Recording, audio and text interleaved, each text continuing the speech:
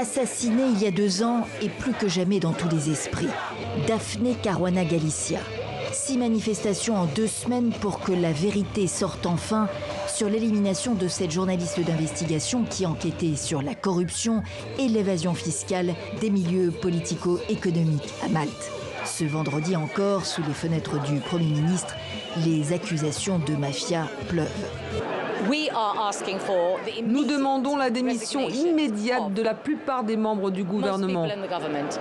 Plus que jamais dans le viseur, le Premier ministre a démenti être sur le point de démissionner, comme l'affirme la presse locale. Il se défend par ailleurs d'avoir outrepassé ses fonctions dans ce dossier. Ce sont les enquêteurs et le procureur général qui ont proposé l'immunité pour l'intermédiaire, dont je tairai le nom. C'était crucial pour faire avancer l'affaire.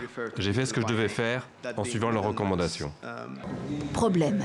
L'immunité a été accordée à un informateur, mais pas à l'encombrant Jürgen Fenech, rattrapé par la police alors qu'il s'apprêtait à fuir l'île et ressorti libre du tribunal vendredi.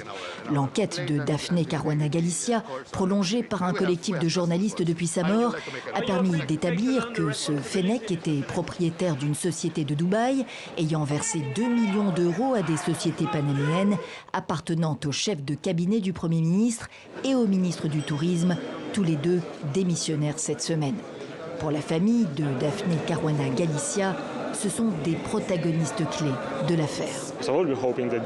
Nous espérons que justice sera faite et nous demandons à ce que le Premier ministre assume ses responsabilités.